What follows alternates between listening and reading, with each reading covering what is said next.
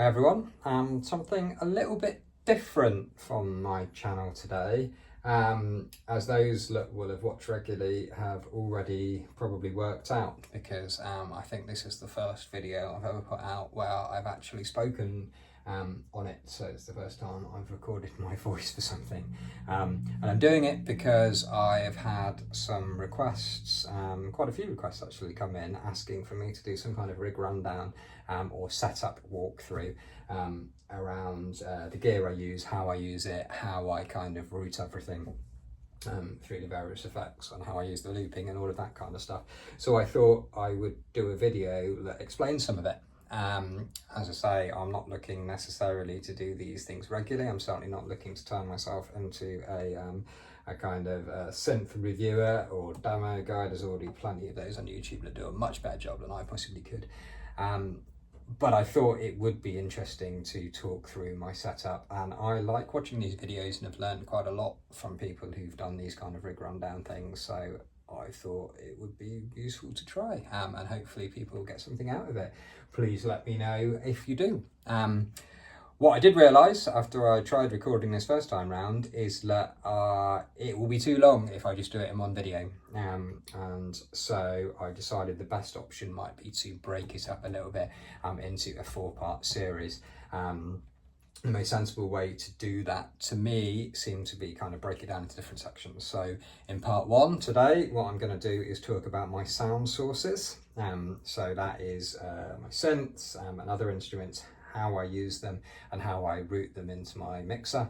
Then I'm going to, in part 2, talk about my effects routing, routing, whichever one, and how that works and how I use all of these effects on the sound sources.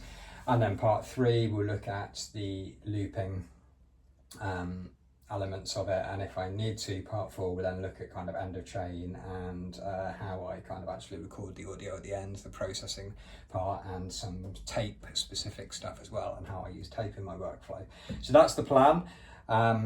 Hopefully these videos prove interesting and people get something out of them, but rest assured normal service will be resumed and I'll be back to posting my jam videos very soon. So anyone that's not interested, fear not. It's going to be over as quickly as it started, but hopefully people will get something out of this. So the sound sources, which is what I want to talk about in the first video. Obviously these are a huge part of my setup, and so I wanted to devote a whole part to discussing them. What I've got on the desk currently are 3 of the instruments that I've really enjoyed using, but as regular viewers will notice, I do change things in and out relatively regularly, for various reasons, mostly just because I like interacting with different things and how that brings out different things in my workflow. But I thought this gives a good representation of the 3, and then I'll mention the other stuff that I've also got and occasionally use. But first and foremost, I like to have a big central piece, I guess, in all my workflow at the minute. So it tends to be a big physical synth, and I also like this to have a UI which is fairly knob per function. I don't like a lot of menu diving, or any menu diving if I can help it.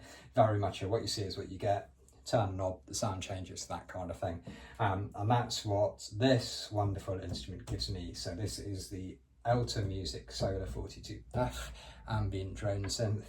It is an absolutely fantastic ambient instrument, semi-modular. It looks amazing because it's like a spaceship with all these knobs and buttons. It's pink. I mean, what more do you need, really? I do love it. It provides a few different ways of making sounds because of its different oscillator sections and stuff. So you've got the kind of dual VCO synth here, which can be controlled from this keyboard, which is a touch capacitive keyboard.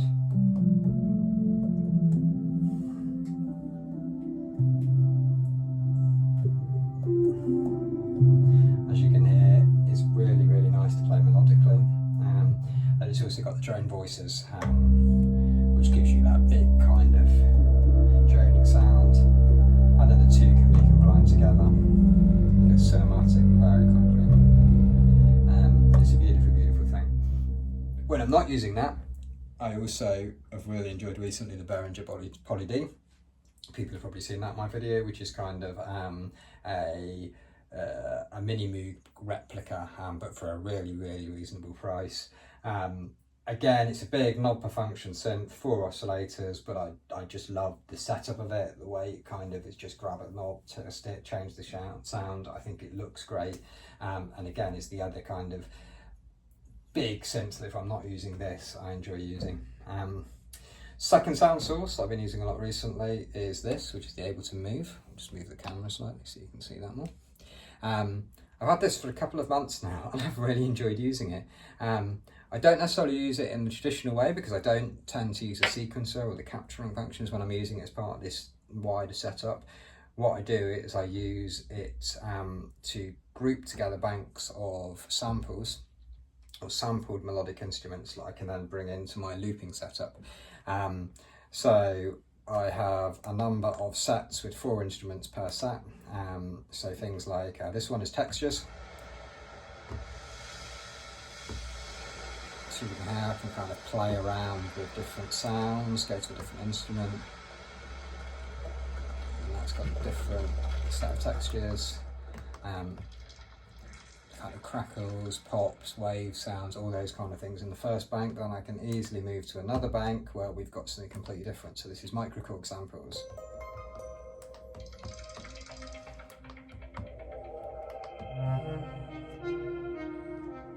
Again, it's, you know, four different instruments per set, and I can flick between them really easily.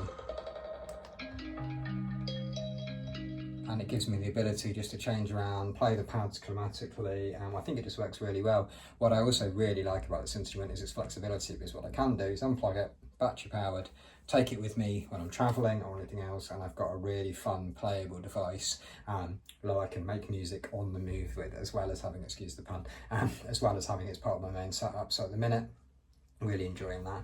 Then the third sound source, synth-wise, that I've been using a lot at the minute, is the Subharmonicon from Moog.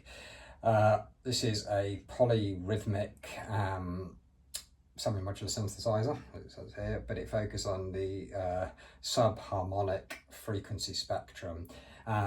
Plenty of reviews out there that show you how that works, but the bottom line is that you can get some really great sounding sequences out of it. It's pretty dry without effects. What I tend to do is use its really kind of snappy envelopes to create percussive sounds. And I've been really enjoying being able to pitch these percussive sounds using the sequencer section, get some weird rhythms going, and then when I throw them into the effects, obviously I'm going to talk about that in the next episode, but just to give you a kind of sample, I can put on a load of delays and reverbs, and what you get is this really kind of interesting, swirling, clicky, poppy kind of soundscape, which I've just really enjoyed using, and so I just keep it in that kind of really percussive way, and I've enjoyed it. The other sound source that I use regularly in my jams is my guitar. So it is currently it's a PRS SE. It's actually the John Mayer signature Silver Sky, but I just think it's a really good, relatively cheap Strat style guitar, and I use that plugged directly into a Boss Katana. It's actually a Boss Katana bass I've got under here, but I've also got a Boss Katana 50 Mark II 50. Whichever one I use, I set it up pretty much perfectly clean, a little bit of compression, a little bit of reverb, and that is just a really nice clean guitar signal. So they're the sound sources that I use as a rule. A couple of other things that I have that I occasionally use. I've already talked about the Poly D. I also have the Sonicware Ambient O, which I occasionally use instead of the Move. So again, it just gives me 4 different voices, drone, pads, atmospheres and noises and things. And I can just have that by the side instead of the Move. Do quite enjoy that. And then the other thing I've got is the modal cycles if I'm looking for more drum type stuff. Obviously, while I do this, I have to change the routing a little bit, but I'll talk about that in a future video. So that's the sound sources that I have available to me. What I do is then route all of these into a mixer. So I've got a Soundcraft Notepad 12 FX, which I've had for a little while now. It's just been really reliable, quite straightforward mixing console. But I take the stereo out of the Solar 42, run it into inputs 1 and 2 on the mixer, panned hard left and right, little bit of EQ. And that signal then obviously passes it into the desk and out. I do the same with the Moog Subharmonicon, so that goes into input 3. The Moog, I've got mini jack to stereo 1/4 inch split jacks, and that goes into 7 and 8, and then the same with the guitar, the Boss guitar amplifier. I take the output from that and run it into 5 and 6. So all of my synth voices, all of my guitars come into this desk. Tiny bit of mixing, but not really a huge amount, and then that runs into the stereo out is taken into the rest of the chain. So everything is summed to stereo. All the voices, everything that you hear is summed to one stereo mix, and then I do all the processing after that.